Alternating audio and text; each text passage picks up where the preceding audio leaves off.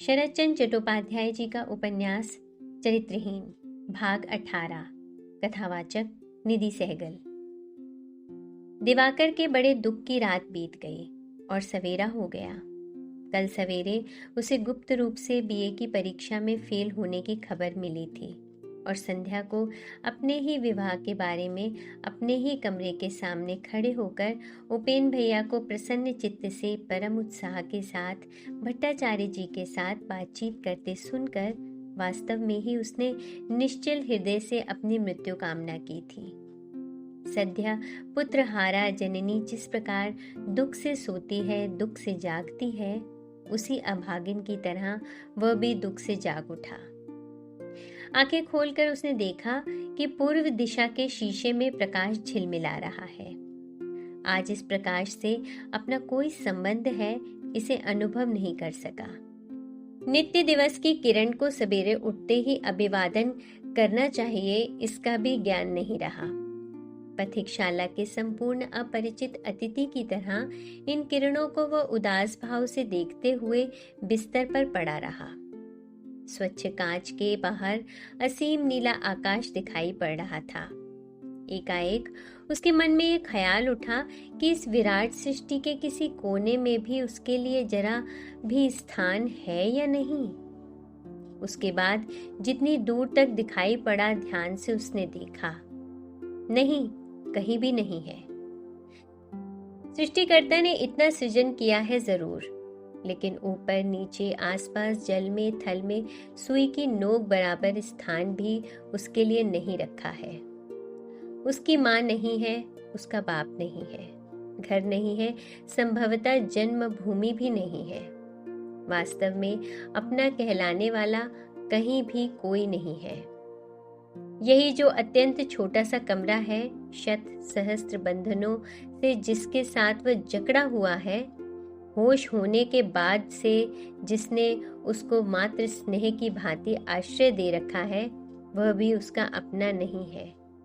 ये उसके मामा का घर है। ये आश्रय उसकी जननी का नहीं है, वे माता का है। इस तरह दुख की चिंताएं जब क्रमशः जटिल और विस्तृत होती जा रही थीं, अकस्मात उपेंद्र का कंठ स्वर सुनकर एक ही क्षण में वह सीधे मार्ग पर लौट आया। वह झटपट उठ बैठा। खिड़की खोलकर मुंह बढ़ाकर उसने देखा, उपेंद्र नौकर को कुछ उपदेश बाहर देने चले गए। वे तो किसी तरफ न देखकर सीधे चले गए, लेकिन दिवाकर ने अपनी उन दोनों आंखों में व्यथा अनुभव करके मुंह घुमा लिया। उसको ज्ञात हुआ मानो छोटे भैया के उन्नत ललाट पर कुछ कुछ सूर्य किरणें धक्का खाकर उसके नेत्रों पर आकर पछाड़ खाकर गिर पड़ी। वह फिर एक बार शैया का आश्रय लेकर निर्जीव की भांति आंखें बंद करके लेट गया और दुश्चिंताओं ने उसी क्षण उसको फिर दबा दिया। आज भी आदत की तरह भोर में नींद खुल गई थी, पर पिछली रात को वो सो नहीं सका था। सारी रात दुःस्वप्न में भूत प्रेतों के दल इस शरीर को लेकर खींचातानी कर रहे थे। उनके सांसों की बदबू अभी तक इस कमरे में मौजूद है। आंखें बंद कर लेने पर भी वह इसे अनुभव कर सका था। फिर याद आया कि वह फेल हो गया है। इतनी मेहनत से की गई पढ़ाई लिखाई व्यर्थ हो गई है। आज इस बात की जानकारी सभी को हो जाएगी। इसके बाद जिस प्रकार धुआं रसोई वाले कमरे में फैल जाता है, ठीक उसी प्रकार एक निष्फलता ने छोटे द्वार से प्रवेश कर निराशा के अंधकार से उसके मन को आच्छादित कर लिया है। दिन के लगभग 8 बज गए हैं। दोनों हाथों की मुट्ठी बांधकर वह उठ बैठा और बोला, नहीं, किसी भी तरह नहीं। छोटे भैया भले ही रुष्ट हों या भाभी ही दुख माने, ये काम मैं किसी भी प्रकार न कर सकूंगा। जो गृह लक्ष्मी होगी वे या तो मेरे ही घर में आएगी या किसी दिन भी ना आएगी। रख सकूंगा तो आने पर मैं सम्मान के साथ रखूंगा, ना रखूंगा तो कम से कम असम्मान के बीच में खींचकर न लाऊंगा। इस संकल्प से कोई भी मुझे विचलित न कर सकेगा। दिवाकर ने धीरे पद से अंतःपुर में प्रवेश करके पुकारा, भाभी। अंदर से मृदु कंठ की आवाज आई, आओ। दिवाकर ने प्रवेश करके देखा। अलमारी खोलकर उसका सामान निकालकर सुरबाला मुंह झुकाए संदूक में सजा रही है। उसने पूछा, छोटे भैया कहीं बाहर गांव में जाएंगे? सुरबाला ने उसी दशा में कहा, नहीं, कलकत्ता जाएंगे। इसके बाद फिर दिवाकर के मुंह से कोई बात न निकली। अपने कमरे में से जो शक्ति उसको ठेल कर ले आई थी, आवश्यकता के समय वह शक्ति लुप्त हो गई। वो मौन होकर सोचने लगा किस तरह आरंभ किया जाए। ऐसे ही समय में जूते की आवाज सुनाई पड़ी और दूसरे ही क्षण उपेंद्र पर्दा हटाकर कमरे में चले आए। दिवाकर अत्यंत संकुचित होकर भाग जाने की तैयारी कर रहा था कि उपेंद्र खड़ा रहे कहकर आराम से खटिया पर बैठ गए और कुर्ता उतारते उतारते उन्होंने पूछा, तू फेल हो गया कैसे? रोज रात को 1 बजे तक जाग जाग कर इतने दिन तू क्या कर रहा था? इस बात का और उत्तर ही क्या था। दिवाकर मुंह झुकाए खड़ा रहा। उपेंद्र कहने लगे, इस घर में रहने से तेरा कुछ भी ना होगा, देखता हूं। जा कलकत्ता जाकर पढ़, तभी तू आदमी बन सकेगा। उसके बाद हंसकर बोले, भाभी जी के पास तू क्या दरबार करने के लिए आया था? ब्याह ना करेगा यही तो? बात सुनकर दिवाकर बच गया। उसका समस्त दुख मानो धुल पुंज गया। उसने एकाएक मुस्कुराकर मुंह ऊपर उठाकर देखा। उपेंद्र हंस पड़े। यद्यपि उस हंसी का मर्म किसी ने नहीं समझा। उसके बाद वे बोले, अच्छा, अब तू जाकर मन लगाकर पढ़। अगले अगहन तक तेरी छुट्टी है, उसमें भी बहुत देर है। पत्नी की ओर देखकर बोले, सतीश ने तार भेजा है। हारान भैया की हालत बहुत खराब है। मैं रात की गाड़ी तक प्रतीक्षा न कर सकूंगा। इसी 11 बजे की गाड़ी से जाऊंगा। जरा थर्मामीटर मुझे दो तो देखूं, ज्वर छूट गया या नहीं। ये क्या, इतना बड़ा ट्रंक, क्या होगा? एक छोटी पेटी दो ना। सुरबाला कपड़े तहियाकर संदूक में भर रही थी। काम करते करते मृदु स्वर से बोली, छोटी पेटी में 2 आदमियों के कपड़े ना अंटेंगे, मैं भी साथ चलूंगी। उपेंद्र ने अवाक होकर कहा, तुम जाओगी? पागल हो गया? सुरबाला ने मुंह ऊपर न उठाकर ही कहा, नहीं। फिर दिवाकर को लक्ष्य करके कहा, बबुआ जी जरा जल्दी से स्नान करके खा लो, तुमको मेरे साथ चलना पड़ेगा। दिवाकर ज्यों ही आश्चर्य के साथ उपेंद्र के मुंह की तरफ देखने लगा, त्यों ही वे हंस पड़े और बोले, तू भी पागल हो गया? हारान भैया सख्त बीमार हैं, शायद दिन पूरे हो चुके हैं। मैं जा रहा हूं उनकी अंत्येष्टि क्रिया करने। तुम लोग इसके बीच जाओगे कहां? जा तू अपने काम पर जा। सुरबाला ने इस बार मुंह ऊपर उठाया। दिवाकर की ओर देखकर शांत लेकिन दृढ़ स्वर से बोली, मैं आदेश देती हूँ बबुआ जी, तुम जाकर तैयार हो जाओ। तुम्हारे छोटे भैया 3 दिन से ज्वर में पड़े रहे, आज भी ज्वर छूटा नहीं है, इसलिए मैं साथ जाऊंगी, तुमको भी चलना पड़ेगा। जाओ, देर मत करो। उपेंद्र मन ही मन आश्चर्य में पड़ गए। इसके पहले किसी दिन उन्होंने सुरबाला का इस तरह कंठ स्वर नहीं सुना था। वह स्वच्छंद भाव से किसी पुरुष को ऐसे छोटे लड़के की तरह आज्ञा दे सकती है, ये अपने ही कानों से न सुनने पर शायद वह विश्वास ही न कर सकते थे। तिरस्कार के स्वर में बोले, मैं जा रहा हूं विपत्ति के बीच। तुम लोग क्यों साथ जाकर मेरी उस विपत्ति को बढ़ाना चाहते हो? तुम्हारा जाना नहीं होगा। उनकी अंतिम बात कुछ कड़ी सुनाई पड़ी। सुरबाला उठ खड़ी हुई। पति के मुंह की तरफ देखकर पूर्वव्रत दृढ़ कंठ से बोली, तुम सबके सामने सभी बातों में मुझे क्यों डांटते हो? तुम बीमारी की हालत में बाहर जाओगे तो मैं साथ चलूंगी ही। 9 बज रहे हैं, तुम खड़े मत रहो बबुआ जी, जाओ। दिवाकर के सामने अपनी रूढ़ता से उपेंद्र ने अत्यंत लज्जित होकर कहा, डांटूंगा क्यों तुमको? मैं कुछ डांट नहीं रहा हूं। लेकिन बाबूजी सुनेंगे तो क्या सोचेंगे बताओ तो। जा दिवाकर, खा ले। सुरबाला ने कहा, बाबूजी ने मुझे जाने को कहा है। इसके बीच तुम उनके पास भी गई थी? हाँ, जाऊं तुम्हारा दूध ले आऊं, ये कहकर सुरबाला कमरा छोड़कर चली गई। उपेंद्र ने अर्गनी को ताप कर चादर उसी पर फेंक दी और चित होकर लेट रहे।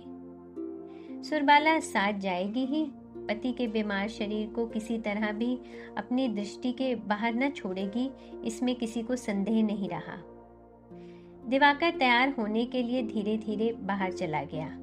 उपेंद्र सोचने लगे, जिद करके सुरबाला ने ये जो एक नई समस्या उत्पन्न कर दी है, इसका कौन सा समाधान कलकत्ता पहुंचकर किया जाएगा, कहाँ चलकर ठहरा जाएगा। हरान भैया के यहाँ तो असंभव है, क्योंकि वहाँ स्थानाभाव है। यही बात नहीं है, वहाँ किरणमयी का पति मर रहा है और उसकी ही आंखों के सामने सुरबाला अपने पति की बीमारी के प्रति रत्ती भर भी उपेक्षा न करेगी। शोभन अशोभन कुछ भी न मानेगी। पति के स्वास्थ्य पर प्रतिक्षण पहरा देती हुई घूमती रहेगी। इस बात को ख्याल आते ही उनको लज्जा मालूम हुई। ज्योतिष के घर पर जाना भी उसी तरह की बात है। सुरबाला कट्टर हिंदू है, इसी उम्र में विधि पूर्वक जब तब इसने आरंभ कर दिया है। उस घर से तनिक सा भी अहिंदू आचार आंखों से देखने से शायद पानी पीना भी छोड़ देगी। इसके सिवा जहाँ सरोजनी प्रायः इसकी समवयस्का है, उसके ही घर में ठहर कर उसी को बार बार ये मत छूना वो मत छूना करते रहना ना तो सुख की बात होगी और ना उचित ही। बाकी रहा सतीश, उपेंद्र ने सुना था अपने नए डेरे में वह अकेला रहता है। स्थान भी यथेष्ट है, विशेषता वह भी जब तब के इस दल के अंतर्गत है। सतीश और दिवाकर आचार पारायण इन दोनों देवरों के साथ सुरबाला अच्छी तरह ही रहेगी। उपेंद्र ने तुरंत सतीश को तार दिया कि हम आ रहे हैं। खबर मिलने पर सतीश स्टेशन की ओर रवाना हो गया।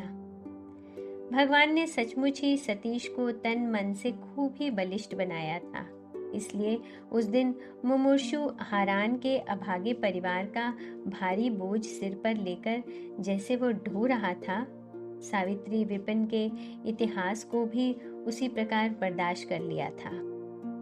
इस इतिहास को जानता था केवल बिहारी और उसके परम पूज्यवाद रसोइया महाराज। बिहारी का ख्याल था कि वह सावित्री को अत्यंत घृणा करता है, इसलिए कल दोपहर को भी महाराज का प्रसाद पाकर छोटी सी चिलम को उलटकर लंबी सांस लेकर उसने कहा, छी छी देवता जी, इस स्त्री ने ये क्या कर डाला।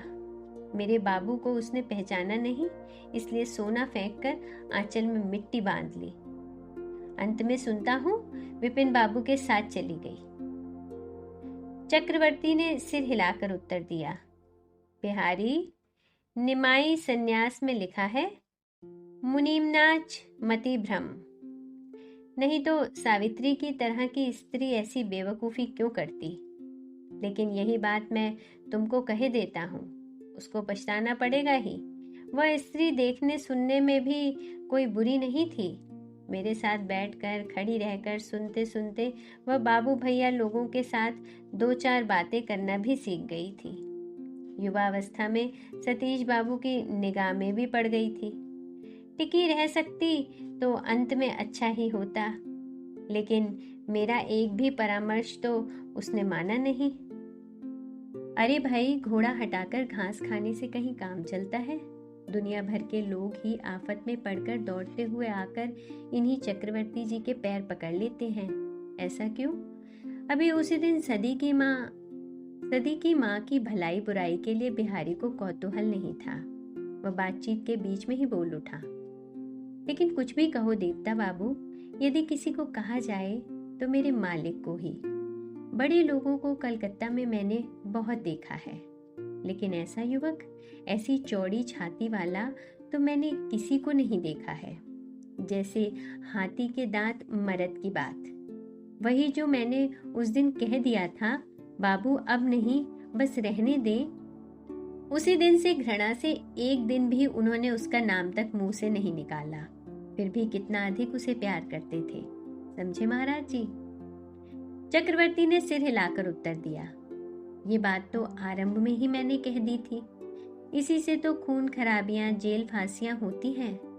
एक बार आंखें लड़ जाने से फिर क्या बच सकती है बिहारी? बिहारी सिहर उठा, पीले चेहरे से भयाग्रस्त होकर बोला, नहीं नहीं महाराज जी, मेरे बाबू ऐसे स्वभाव के मनुष्य नहीं हैं। किंतु कहाँ पर वह इस समय हैं, क्या तुम जानते हो? इसके बीच कहीं घाट बाट में।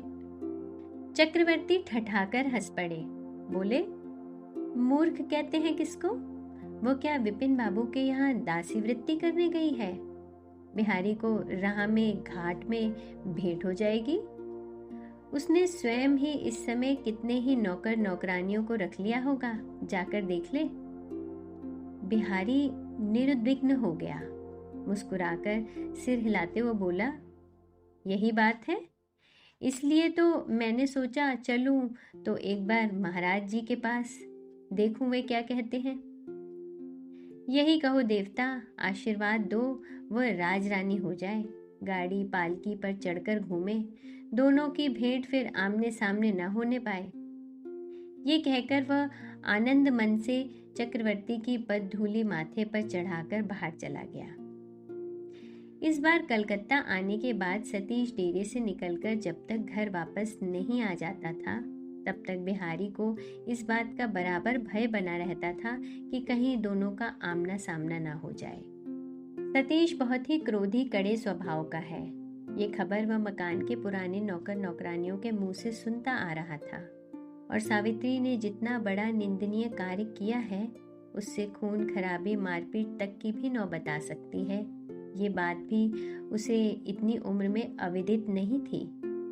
केवल यही संभावना किसी दिन उसके दिमाग में घुसती नहीं थी कि सावित्री किसी दिन दास दासियों को लेकर मोटर आदि सवारियों पर घूमने फिरने निकल सकती है। आज चक्रवर्ती के मुंह से आश्वासन पाकर वह निर्भय हो गया। सावित्री पर उसे बड़ा क्रोध हो आया। वह शांतिपूर्वक रास्ता चलते चलते प्रतिक्षण आशा करने लगा कि शायद किसी बड़ी सी बग्गी पर रानी के वेश में वह सावित्री को देख लेगा। सावित्री को बिहारी सचमुच ही प्यार करता था। उसका कैसे किस मार्ग से रानी बनना संभव होगा, ये सब वह नहीं सोचता था। हमेशा उसे श्रद्धा की दृष्टि से देखता आया है। वह दुखिया है। वह हम जैसे लोगों के साथ एक आसन पर खड़े होकर दासी वृत्ति करने में संकोच नहीं करती थी, लज्जित नहीं होती थी। तथापि उसी दिन से हृदय में बड़ा दुख, बड़ी यातना पाकर बिहारी उसके ऊपर रुष्ट हो गया था। लेकिन आज ज्यों ही उसने सुना सावित्री उसके मालिक के रास्ते का कंटक नहीं है, सुख में विघ्न नहीं है, वह पूरे हृदय से आशीर्वाद देने लगा। सावित्री सुखी हो, निर्विघ्न हो, राजेश्वरी बने। शरदचंद्र चट्टोपाध्याय जी का उपन्यास चरित्रहीन, भाग 18। कथावाचक निधि सहगल।